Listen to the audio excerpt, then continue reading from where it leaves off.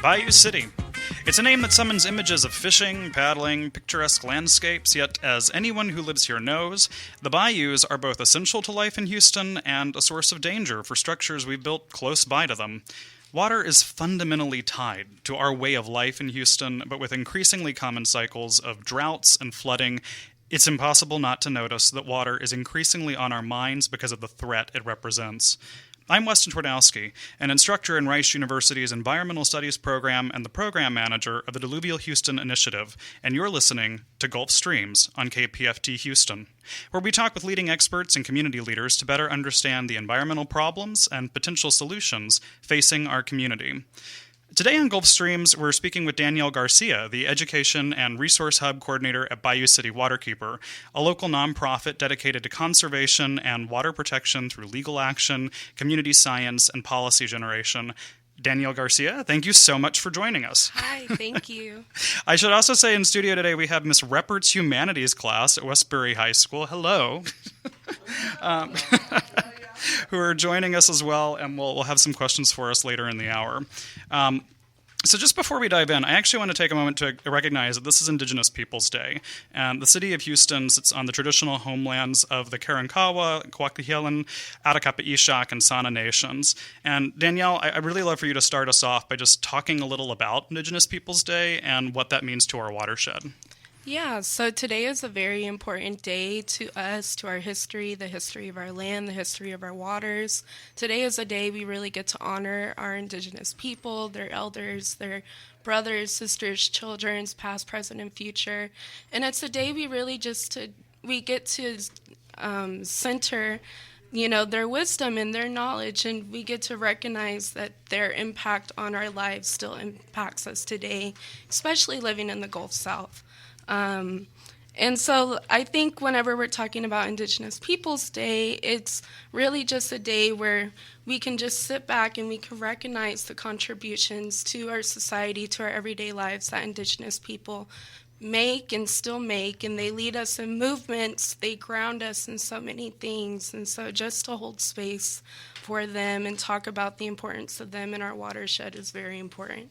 Absolutely. I mean, both in terms of, we think of caretakers of land and waters for, millennia, but also very much the fact that, indigenous-minded landscapes represent a vast, vastly outsized portion of cared-for lands in conservation circles, in care practices around the world. There are increasing movements to really make sure that representation is achieved for Indigenous folks who have been doing a kind of environmental protection work for a long, long time. For centuries. Yeah. Yeah. At least. Minimum, yeah. Yeah. So good. Thank you so much for starting us off with that. And then can you just tell us a little about Bayou City Waterkeeper for those who aren't familiar with it? Yeah, so Bayou City Waterkeeper is a water justice organization based in the Houston region. We're actually based in the lower Galveston Bay watershed, which that region entails just south of Huntsville all the way down to Galveston, goes out towards Jefferson County, towards East Texas, and goes out to Brazoria County. So it's a pretty big range that, we take pride in protecting the waters in this region. And at Bayou City Waterkeeper, we focus a lot on legal advocacy, community science, community organizing to build community power. But I think one of the most important things we do is we really center community justice and equity in everything that we do. So even though we do talk about conservation, we do make space for environmental justice as well, and EJ leading conservation spaces, which is so important here in Houston. At Bayou City Waterkeeper, we have a lot of amazing new staff members that come from so many different backgrounds, and it's just a space where we come together and just talk about our waters and talk about everything that needs to be done to protect them, whether it's water quality, wetland conservation, or just making space for a just climate transition, which is, transitioning away from transitioning away from oil and gas usage, and focusing more on what it means to be a green nation and have a clean source of energy and clean I'm sorry, I'm stumbling. No, that was great. Just let you go. But, No. to move to cleaner futures, absolutely. Yeah, exactly. And so I want to pause for just a second because we've said watershed twice now. Yeah. And maybe you can explain to us what a watershed is, because I don't know that that's actually something we all just intuitively know. Yeah, so watershed is a geographical region in which the water flows. In Houston, we notice we have a lot of headwaters, and they lead down to our bay waters. And so watershed is just basically providing the path for water to trickle down to our coastline. So that's the whole network of moving waters, connected waters that represent that area. Right, exactly. Great. Yeah. And then I just want to highlight, you did mention, the kind of astronomical growth that Bayou City Waterkeeper has been going through. I'll say I landed in Houston a little over 2 years ago and was first introduced to Bayou City Waterkeeper when there were 3 full-time employees, I believe, and you now have 11. Yeah. So it's really a testament to the really incredible work that the Bayou City Waterkeeper has been doing over the last few years, just to see how remarkably quickly you've grown quite a bit and how much you're taking on for what is still a very small organization. Yeah, and we're still learning every day. We're learning more about each other, about what's needed for our region. We're able to come together from so many different backgrounds and just have a collective vision of the future that really centers community. And I think that's the most important part of our whole work is our staff really takes pride in centering community. And sometimes in Houston, I feel like we get so disconnected to what our community is and what that actually means. But, to us, it's everything around us. It's the space around us. It's where we go to eat. It's the people we interact with every day. It's the people in this room who are joining us from Westbury High School. I hope I said that right. And it's just really just making space for, what are their priorities? What is the reason why we are all here? We're here to do better by each other and build a community. And something, yeah, absolutely. I mean, that's, and hearing that the focus on that kind of, I know many of your projects have been very neighborhood by neighborhood approaches. It's one of the things that difficulty of, understanding community at the Houston scale is something that I think planners in particular think a lot about with, it's a big city. Yeah. Both in terms of number of people and also geographic area. And so it's tricky to really remember that. And yet, that community by community approach, that thinking neighborhood by neighborhood, is often a really important way that we actually connect on the ground and think about what does this neighborhood actually need. Right. So you talked a little about environmental justice, and I've heard you talk before about water justice. And we've talked about environmental justice on the program multiple times. You can go back and listen to previous episodes if you want the recap on EJ work. But, when we think of this as a justice issue and water justice specifically, can you talk about how you think of water justice and what that means, both in your work in Bayou City Waterkeeper, but just more broadly? Yeah, so in living in Houston, we are so connected to water. Mm-hmm. And sometimes our connections to water are filled with a lot of trauma, a lot of remorse, a lot of remembering the situations, the floods, the hurricanes. We have a disaster mindset. Yeah. We do, but at the same time, we also have this mindset where we really see the beauty in our region. Mm-hmm. We see the diversity, and not only the diversity among people, but the diversity among landscapes. Mm-hmm. And that's really where water plays into this, is the fact of we have so many different types of bodies of waters here. You have lakes, rivers, wetlands, bayous, and all these feed into to Galveston Bay and eventually to our Gulf Coast.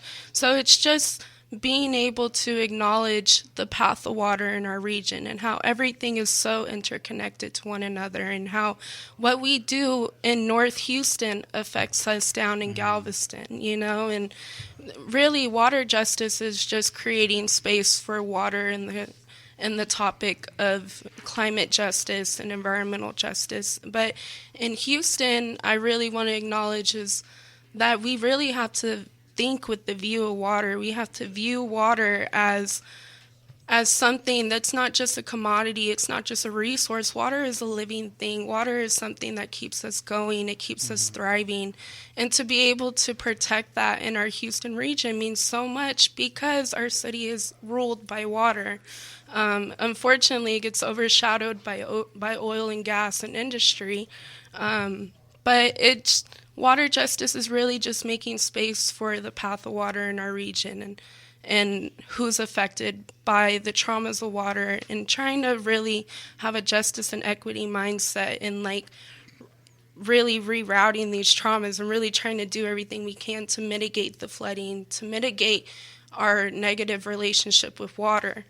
Well, and I think that's something that, both that idea of justice as water is bigger than us. We just talk about neighborhoods, and, what happens in one neighborhood absolutely has impacts and effects in other neighborhoods, because these watersheds they don't respect neighborhood boundaries. Right. The water has been there a lot longer Yeah. than we have, and the water, exists on its own. And so that idea that, what happens exactly as you said on the north side impacts the south, west, and east, these are really important considerations about thinking of holistic approaches Right. to water management and health. Yeah, and like just even honoring Indigenous People Day, Indigenous people, water is something that, is preyed upon. It is, we thank our spirits for it every day. It's something that really grounds us. But one thing I really hold on to in terms of Indigenous knowledge is viewing water as a relative. So it's like, how do you act whenever your great aunt or your great tia is in the room? You act right. You sit up straight. You talk correctly. You speak about them in the correct way, and that's how I view water. We have to view it as a relative, and that's exactly what Indigenous people have been doing for a long time. Well, and it speaks to a matter of respect, right? That it's we have far less control over water than we like to think we do. Right. And it's not something that is easily reconfigured. We talked last week about environmental histories and thinking of Houston as a place, right? The reason Houston exists where it does is the Bayou Network. Literally, yeah. The reason we are here is because of our historical connection to water, but also, like any place that attempts to control those waterways, this is remarkably difficult and remarkably complex and has unintended consequences. And, being from New Orleans, I like to go to the poster child of the Mississippi River, and we've spent a century on the largest engineering process in, world history. And what have we done? We've destroyed Louisiana. Yeah. We have literally destroyed the coast of Louisiana as a direct result of a levee project that extends an entire riverway. Yeah, and wasn't that the project that also made contributions to Katrina worse? Oh, you see, we're going to go down too many rabbit holes here if you get me on that. But yes, the federal levee failures are certainly, that is a New Orleans-specific issue, kind of the Mississippi itself, this large network of levees that have refused to allow for silt creation along the bayous in the southern Louisiana area has meant that coastal erosion, within my lifetime, right, there's not been a time that I grew up and didn't hear PSAs on the news every week of every hour Louisiana loses a football field of land. Right. Which is really astounding. Yeah. You pause to think about it. All to highlight, moving us back into Houston. Yeah. We go into many of these large projects with the idea and the hope that, okay, we can solve this, we can address this, we can immediately remedy it. And these movings of water, right? We think actually, too, there was a great piece in the New York Times several years back after Hurricane Ida, when Ida decimated, the coast of Louisiana, but actually killed a lot more people in the Northeast. Right. And that was extended flooding that happened out throughout the Northeast region. And, some really wonderful scholars who went back and said, you can map historically, these are riverways and flood paths that we have paved over, that we have, dammed up, that we have whatever we've done. Put concrete over. Yeah. And the water just returned. The water just goes back to where the water wants to be. Yeah, and I always say it's because the water remembers. The water's going to remember where it goes. And this is certainly Indigenous knowledge. This also brings us into like Toni Morrison has great quotes about the memory of water. But it's interesting to see how different communities and people around the world have embodied that idea, and how we often chafe at it as this is too whatever for us. And it's like actually thinking with a little more reverence for the power of water and for the shape of water, right, and how it shapes us, right, is really, really critical in any of these kind of large scale environmental projects, because it has really direct consequences on how we think about building. Yeah, and I agree 100%. Yeah, and I'm even thinking of like projects that really don't really account for the movement of water, make space for water. And as a planner, living in Houston, being a planner is very industrialized. It's very what's going on here with oil and gas, and there's not a lot of opportunities to really focus on the natural environment. As a planner, I'm saying this only because it's so dominated. Our region, the narratives of our region dominate the work that we do, and as a planner, we're designing the narratives that take place. And so if we're really stepping back to think about the environment, think about water specifically in Houston, if we plan with the view of water, I'm willing to bet we're going to see a lot of things willing to mitigate itself. However, it's just, our narratives in Houston don't involve water. If they do, they involve the trauma of water and nothing else. Well, and I want to bring us to something that I think is really important in Bayou City Waterkeeper's work. And I want to get us into a minute into some of the really tangible things you're working on. But first, since I've been working with Bayou City Waterkeeper since I've known about your work, one of the things I will say, Ayanna Jolivet-McLeod, phenomenal artist who happens to be your executive director. Yes, she's amazing. Ayanna she's a lovely person. And Ayanna really, I love the way that she talks about the work that Bayou City Waterkeeper aims to achieve as both collective visioning, really thinking about community-led, what do we want to move towards, what are the solutions we need to find, but also this kind of cultural change. Right. And I think some of what we're discussing right now, maybe feels further afield of what some of the other environmental conversations we've had are. But a lot of that's really tied directly to the importance of thinking of culture as a force in shaping where we live, how we think about the environment more broadly, and the really tangible impacts that has on how we think about solutions, as how we think about what are even challenges. Is this a challenge, or is this actually something that we need to reframe as a condition? Right, exactly, yeah. And I think the cultural aspect is so important of the work that we do, because we really work to honor every culture possible, and every culture has a relationship with water in some way or another. And even just thinking about the diversity of Houston and how people come from all over. I came from Central Texas. You came from New Orleans. I have friends who came from Nigeria. I have friends who came from the Middle East. It's a city of immigrants, absolutely. Exactly. And it's a place where we all come together and we really respect each other's culture, and we make space for each other. And that's a big part of the work that we do. You're absolutely right, because we can't really move past our histories, move past our traumas without honoring and respecting the cultures and the differences of people. So yeah, it's something I really value at Bayou City Waterkeeper.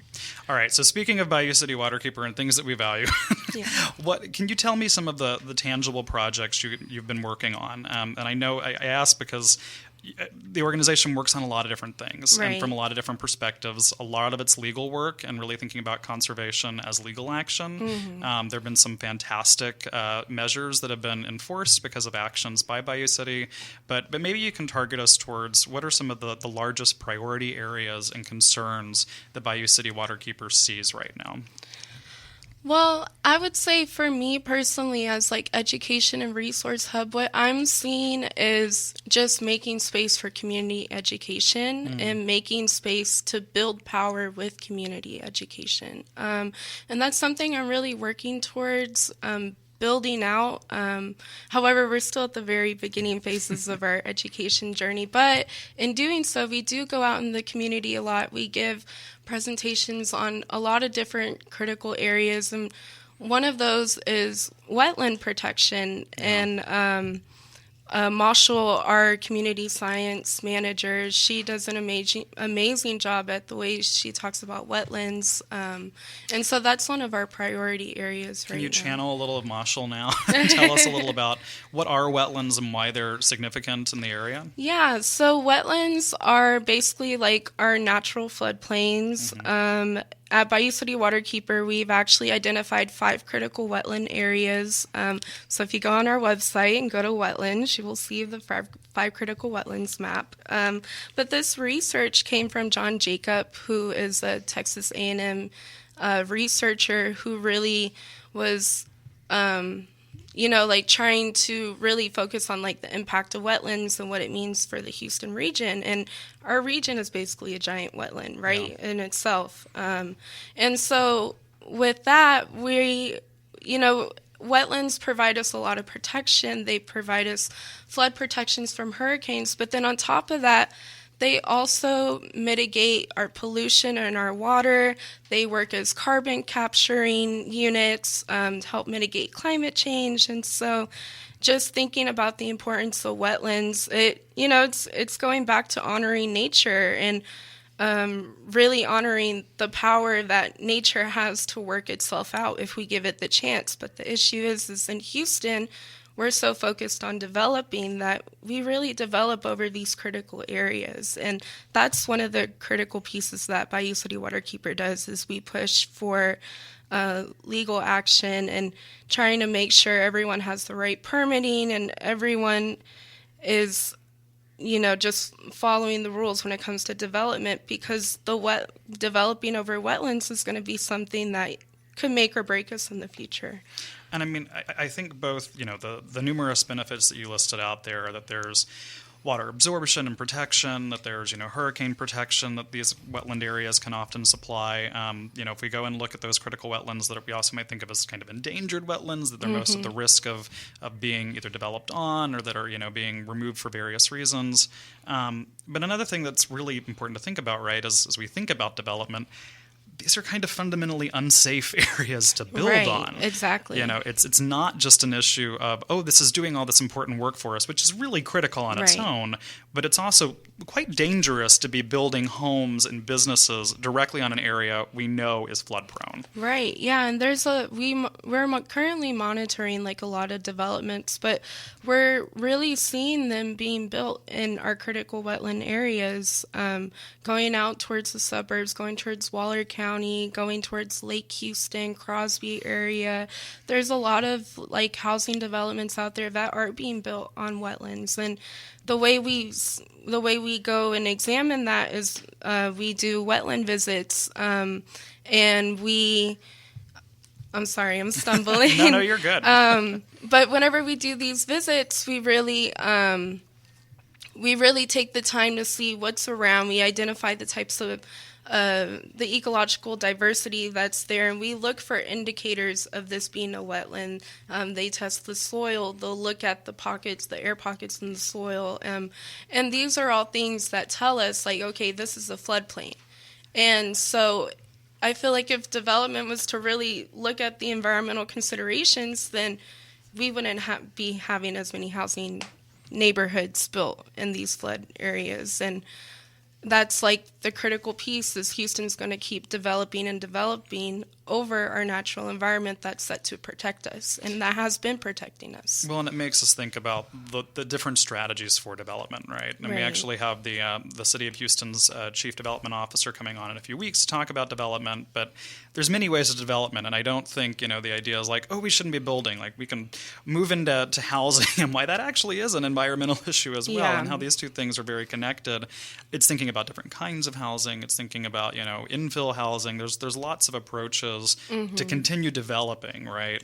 That don't necessarily require us to build on an area that we know is fundamentally at risk. Yeah. And as you had hinted at earlier, right, that when we build on those areas that are at risk, it's not just at risk for those who are living there now, it actually damages and makes it more likely that increased flood events will happen for everyone else in the area. Right. Yeah, exactly. Yeah. And just looking at where our wetlands are located right now is where we're seeing a lot of growth. And I don't know, I'm just constantly thinking about, like, what if these areas are gone? Like, we have a group of high school students here, and it's like, what if you, like, in the future don't get to really have your experience of knowing the wetlands or knowing your natural environment because we're constantly building over them? And this is the space where we really educate ourselves and we educate others to be able to continue this fight, and this movement in Houston.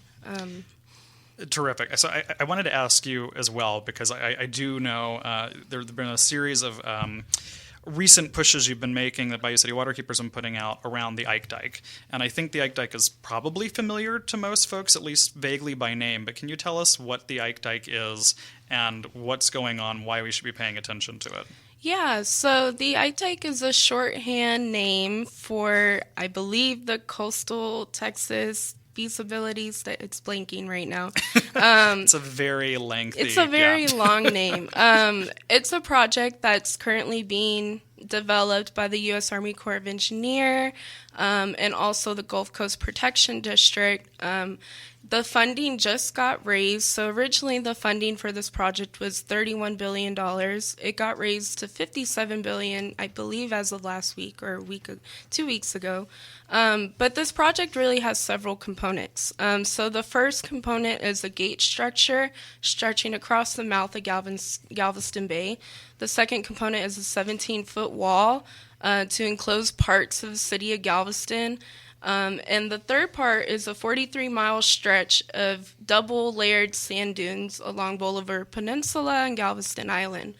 And so there's so many issues with this project, but one of the biggest things is that this project isn't going to be completed for another 20 years.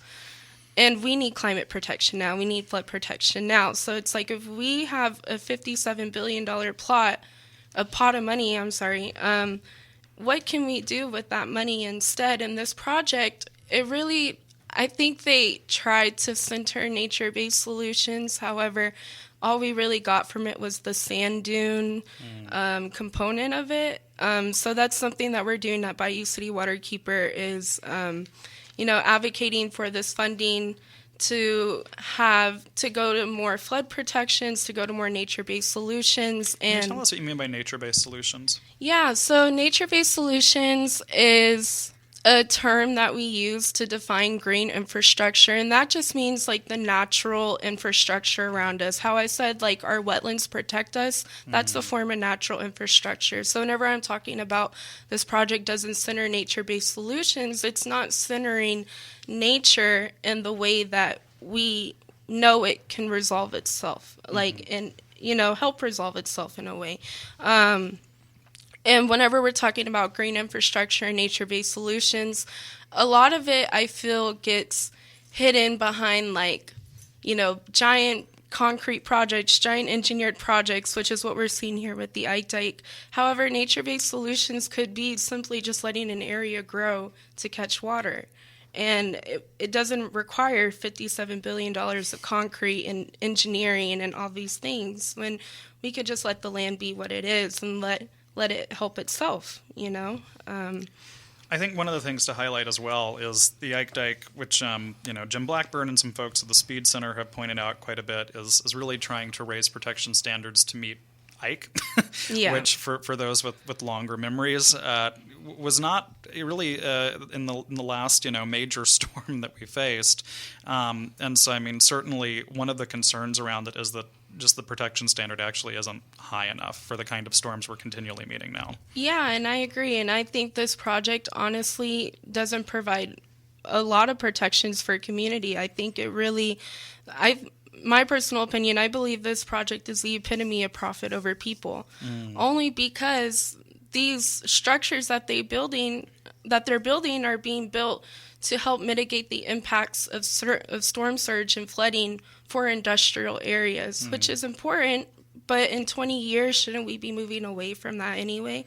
Shouldn't we be moving away from, oil and gas and all these chemical productions and all these things that really make Houston an unsafe city to live? So that's one of my personal issues with this project is that it really doesn't center community at all. So something we've been trying to do at Bayou City Waterkeeper is trying to hold space and workshops for people to come in and to be able to tell us their concerns with the project and be able to help identify priorities and what's important for this project that we could potentially take back to the Gulf Coast Protection District, who's also responsible for this project in addition to the Army Corps.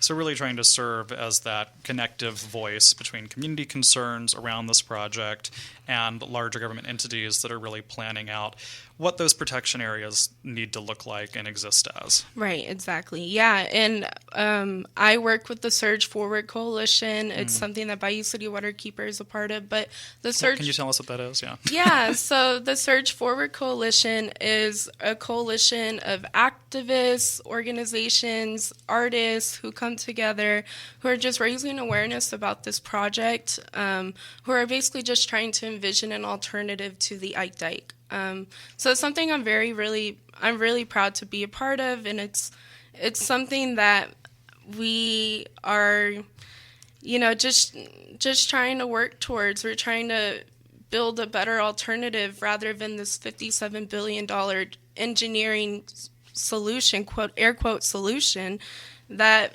isn't going to protect us today, tomorrow, and it might not even protect us in 20 years. And also, this whole project is set to protect us against Category 3 storms. And as we've seen in Houston and in the Gulf Coast in general, is we have way stronger storms than a Category 3. So there's a lot of room for improvement on this project, and that's something we're really trying to, amplify and really trying to identify who are community members most impacted by this. And, of course, I'm thinking of the ship channel communities who were impacted by storm surge the most. And really just making space, for everyone to be in the room and to be able to have a say in what's going on with this.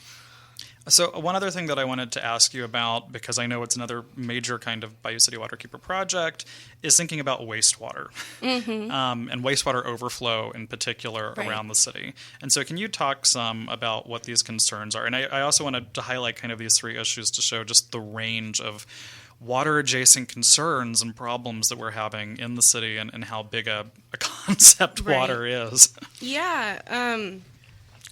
So our wastewater work, we call it our clean water work, but our wastewater work is really looking at the components of what's going on within our wastewater systems, and being able to mitigate the overexhaustion of them whenever it floods in Houston. And we have and we see our infrastructure failing. One of the things that fails us is our wastewater systems. And our wastewater systems will actually overflow and back up into our communities, into our parks, into our houses, into people's laundry rooms, etc., bathtubs. And so it's a really big issue. So Kristen Schlimmer, our legal director, she was responsible for helping Bayou City Waterkeeper sue the city of Houston on these wastewater overflows happening within the city. And whenever we're talking about wastewater, we were able to secure the wastewater consent decree for the city of Houston. I say we as Bayou City Waterkeeper, yes, by the way. The royal we. Yeah. And so with the wastewater consent decree, I believe it puts $2 billion of funding into public wastewater systems over the next 15 years, which is so critical, so important. But in addition to this, one step that we're trying to take right now is we're actually trying to mitigate the impacts on the private side of the sewer line. So on a sewer line, there's the public line that connects to the main line, which is where the consent decree's funding goes to, as the main side. However, there's a gap in repairs being made on the private side, and those repairs can cost anywhere from $10,000 to $15,000. And so one of the things we're working towards is to be able to have a supplemental environmental project from these fines, and be able to, take those fines and put it towards something. And the thing we're going to be putting it towards, hopefully, is mitigating the private sewer line. And a lot of our EJ communities, environmental justice communities, frontline communities here in Houston are the ones who are having to experience the wastewater overflows at unreasonable rates. Which is this pattern we continually Right. see, that those folks who are, most at risk are those that are also most impacted. Right, exactly. All right, so we have these great high schoolers in the room. So I'm going to turn it over to them for a moment and have anybody who wants to come forward with a question come up and jump in, because I'd love to give them the opportunity to chat with you some. Yeah. So my name is Alexander, and my question is, do the Bayou City Waterkeepers even lead protests against companies that are polluting our water? So we don't actually lead protests against companies right now, but what we do is we help bring community together to identify their priorities, and if leading a protest is what they want to do, then hopefully in the future we can make space for it. So right now, indirectly, no, but we have been supporting a lot of protests that have been going on in the Houston region. And I'm saying this we, as in I've gone to a couple of protests in the past. But yeah. Great, thank you. My name is Angie Soto, and my question is, what inspired you to start this program? Well, I can't really speak to what inspired me to start, because I wasn't the one who started Bayou City Waterkeeper. That was John Jacob. But I can speak to what inspires me to keep going is the necessity for the environment. And the environment is a very natural, living thing. It's something that people tend to forget about. People see it as a commodity, as, oh, we don't really need to care for it. It's not really that important. But our environment is everything around us, right? And like I was saying, our community is everything around us, so is our environment. They're hand in hand. And so something that keeps me going, something that inspires me to keep going is just the fact of, in Houston, there's a lot of community members that have experienced these issues at disproportionate rates, and hearing their stories and hearing the issues that they go through and being able to work towards resolutions for them is something that really grounds me and inspires me personally. Yeah. Great. Thank you. Thank you. All right. My name is Miriam. I'm interested in the environment, but I don't really know what to do in order to help it. Oh, good question. Yeah, no, that's such a great question. Thank you so much. I would say that me and you will definitely talk after. We'll talk after. But there's a lot of room right now for youth in the environmental movement happening. There's organizations like COCO and Fifth Ward who work with youth around climate issues. There's, I believe, Houston Youth Climate Strike. I hope I'm saying that correctly. So there's a couple spaces for people in your age group to plug in. But one thing I want to hold on is that, you necessarily don't have to plug into these spaces. It's a lot to be in high school, right?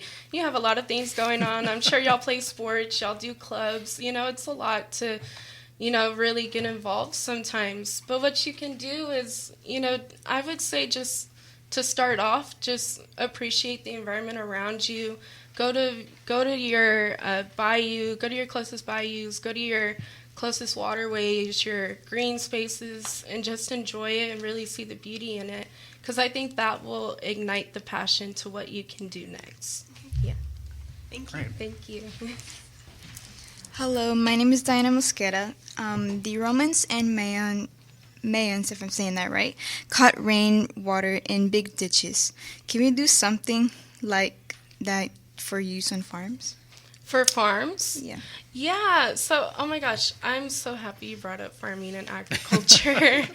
Farming is so important, right? And it's something that, there are a lot of different projects that we can do. We can help with groundwater absorption. There's a lot of different ways we could plug into these spaces.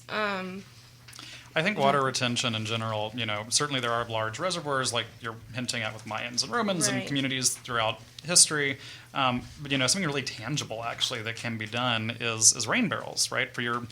Certainly for a farm, but really for your own backyard. Yeah. Thinking about water runoff, especially as we enter these kind of drought to flood cycles. The idea that we can store our own water and that we can actually collect it and use it for our yards. Right. That thinking of different strategies to water retention, certainly on an agricultural level, becomes possible and doable and is important in many farming areas already, but also at the local level, the individual level. That's something that actually, certain committee members around the city have been really pushing for, is trying to handle individual property owners' water management in different ways. Thank you. That was a really big question, y'all. It is, yeah. I love Fine. it. Hello, my name is Alan Clark. My question for you today is, what is the best way to advertise for cleaner water in our city and state? To advertise, I'm going to change your question a little bit, but I'm going to say advocate. Is that okay? Okay. So I think one way we can really advocate for the water around us is just creating space for it in our everyday life. Like I was saying, going out into our natural environment, going out into the bayous, if you're able to make a difference in those moments, I would say go for it. If you're able to pick up, some trash, something like that, something that's easy for you on a personal level, is a way that we can help advocate and help get towards cleaner water in Houston. But I would say at the larger scale, what we can do really is support each other, support our communities, and be able to understand our complex relationship with water in Houston, and be able to work towards the solutions of community empowerment, community education around water. And those are very great ways that we can help advocate and teach others about the importance of water in our city. Okay. So I hope that answered your question. Yeah. These are fantastic questions. My name is Allison, and the question I have is it true that the city of Houston is sinking due to overpopulation and use of water in the ground? You dive into that. Yes. I'm going to say louder. Yes. So Houston, as I was saying, Houston is a giant floodplain, right? It's dominated by water. So what happens is our ground gets softer and softer, and that sinking is what we call subsidence. So our towns, our cities start to subside and they start to get lower. And as we build highways and as we build highways, and as we have all these development around oil and gas, it really makes the subsidence and the sinking issue much worse. So unfortunately it is true, but there are things we can do to mitigate our subsidence. I'm going to push back ever so slightly at your question and say maybe a yes and. I would steer you away from overpopulation. Overpopulation as an idea is often kind of heralded as, here's all of our problems, it's too many people. And that's really not accurate. Houston's actually small by global city standards. It is vast in geographic standards. This is not an overpopulation issue. This is a really poor allocation of resources and land use issue.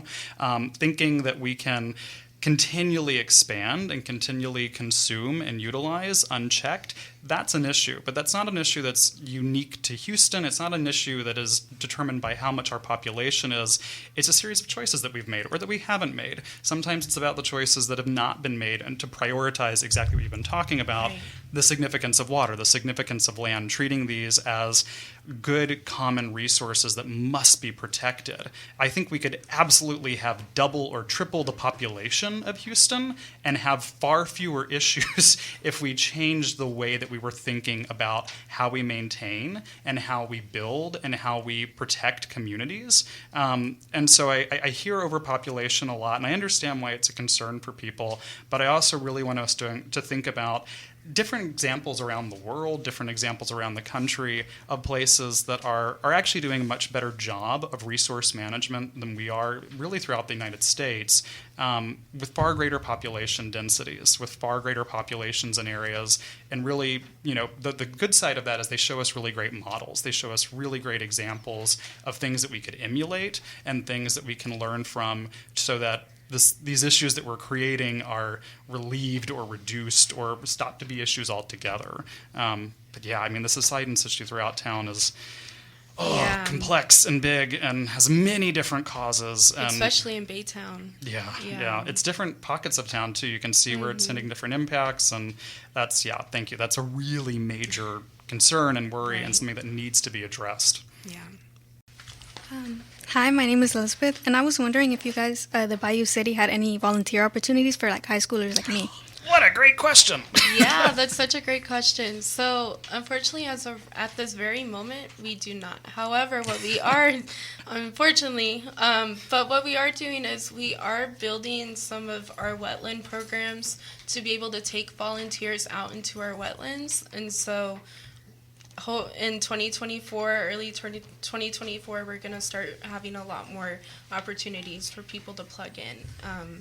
And we will get your contact info so we can plug you in, okay? And as Danielle mentioned, that's really... There's all these great different organizations in town that work around youth and that have opportunities. So look around. Also think about your own high school. Your high school environmental clubs or start an environmental club are a really great place to jump off. So thank you so much for that. Yes. Love to see these youth activists. Oh my God, this class is incredible. Yeah. I'm sorry, we're going to have to start moving on. So Danielle, I want to give you...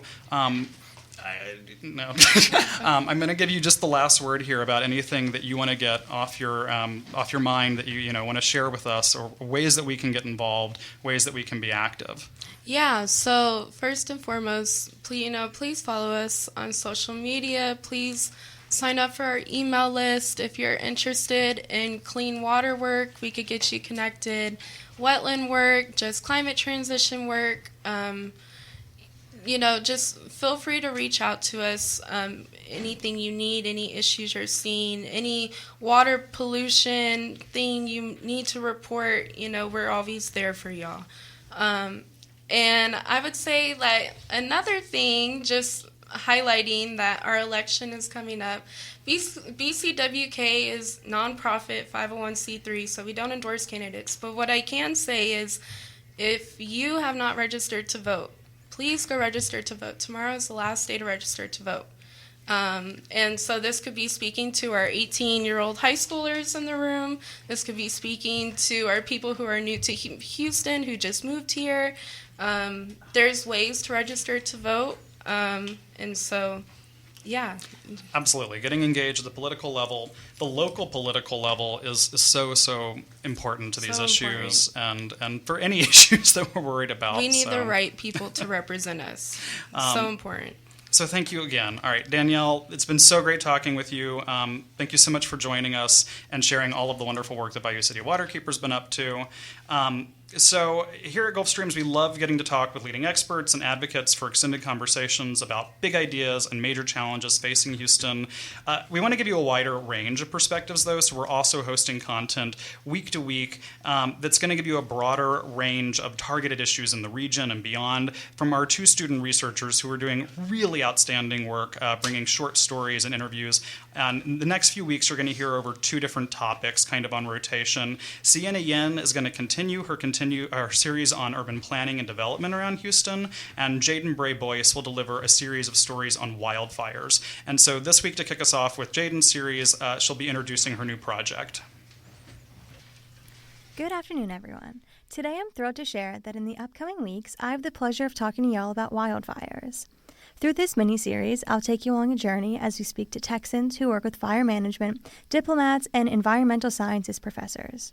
Through this series, I hope to shed light on the ecological and societal impacts of wildfires, clear some of the misconceptions, and ultimately provide a better understanding of what wildfires and controlled burns really are. So with that, I happily introduce you to Burning Questions, an investigation into the world of wildfires. So now imagine this. The world is ablaze, not with chaos or destruction, but with the natural force of wildfires.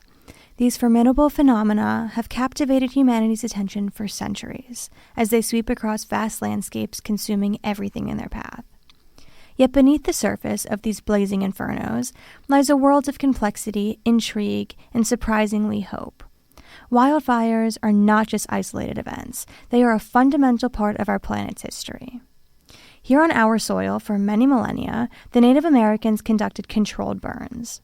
An article published by the National Park Service informs us that cultural burning refers to the indigenous practice of the intentional lighting of smaller, controlled fires to provide a desired cultural service, such as promoting the health of vegetation and animals that provide food, clothing, ceremonial items, and more. According to Frank Canua-Lake, a research ecologist with the United States Department of Agriculture Forest Service, a wildland firefighter of character states, cultural burning links back to the tribal philosophy of fire as medicine. When you prescribe it, you're getting the right dose to maintain an abundance of productivity of all ecosystem services to support the ecology in your culture. So from the ancient forests of North America to the sprawling savannas of Africa, wildfires have shaped ecosystems, influenced landscapes, and left their unfading marks on human societies. But what lies beyond the immediate image of destruction and devastation? Why do these fires occur, and what can we learn from them? During our time together, we're going to explore the reasons behind the importance of wildfires and the multifaceted aspects that make wildfires a unique and essential topic of discussion. To truly understand the significance of learning about wildfires, we must first recognize the sheer power and unpredictability of these natural disasters. Wildfires can erupt seemingly out of nowhere, driven by a combination of factors such as dry weather, high winds, and human activity. They transform serene landscapes into essentially fiery whirlpools, threatening lives, property, and the environment. With the unpredictability of wildfires, their potential capacity for devastation cannot be misjudged. In the aftermath of these natural disasters, there are irrevocable consequences to many, including the destruction of homes and surrounding ecosystems. Accordingly, it becomes imperative that we gain a deeper understanding of the actual circumstances at hand. More often than not, there is a lack of understanding when it comes to our environment. While it may seem frightening, practices such as controlled burnings are actually vital for the health of the environment. For instance, having controlled burns is one of the leading ways we aim to reduce the likelihood of catastrophic wildfires. Additionally, there are species that actually require fire to grow. Plants like buckbrush have seeds encased in a tough outer shell that requires the fire to ultimately crack them open, allowing the seeds to spread. Controlled burns also help to eliminate dead leaves and tree branches, reducing the population of insects and destroy invasive species, as well as removing other various forms of debris and harmful species littering the forest floor. Wildfires are a global issue. From the Amazon rainforest to the Australian savanna, wildfires affect regions across the world. They are influenced by climate change, land management practices, and human activity. By dedicating some much-needed time and attention to this topic, we can foster a global perspective, highlighting the interconnectedness of these events and the need for international collaboration in addressing them. Wildfires also have vast economic implications for nations. The U.S. spent nearly $4.4 billion fighting against wildfires in the year 2021 alone. For smaller countries, spending over $4 billion on wildfires might seem unfeasible. Further, many nations thrive on tourism as a large portion of their annual GDP. However, with an increase in both scale and intensity of these devastating natural disasters, it's probable that areas not already experiencing a decline in tourism will soon due to the destruction of those regions. Kicking science and geography to the curb for a moment, wildfires allow us to shed light on the awe-inspiring stories of human resilience, courage, and community. We can see the bravery of firefighters who risk their lives, survivors who rebuild from the ashes, and communities that come together in the face of adversity. Through these experiences, we can see the undeniable and unbreakable bond of the human spirit during these difficult times. As we embark on this journey together, exploring the world of wildfires, where destruction and renewal, danger and courage, and devastation and hope coexist in a delicate balance, I implore you to stay curious about a topic that is so dire, yet only receives media coverage when it's too late to take preventative measures. So with that, I hope this topic ignites a new passion for you regarding learning about the intricacies of wildfires. In the upcoming weeks, I'll be speaking with Wade Powell, a Texas wildland fire management specialist. We'll be covering the topic of controlled burns. This is something you won't want to miss, so stay tuned. And with that, I wish you all a wonderful rest of your day. Thank you. Thanks, Jaden. Up next time on Gulf Streams, the Port of Houston expansion, also known as Project 11. If you have questions or ideas for what you'd like featured on Gulf Streams, leave a voicemail at 713-348-4081 or email me at westonT@rice.edu. Gulf Streams is a co-production of KPFT Houston and Rice's Center for Environmental Studies with support from the Andrew W. Mellon Foundation and the Rice Sustainability Institute's Eco Studio. Produced by Weston Twardowski, co-produced by Joseph Campana. Audio engineer Rico Enriquez. Research support provided by Jaden Brayboyce and Sienna Yen. Stay tuned for the R&R Show with Ronnie Renfro and Tom Richards here on KPFT Houston.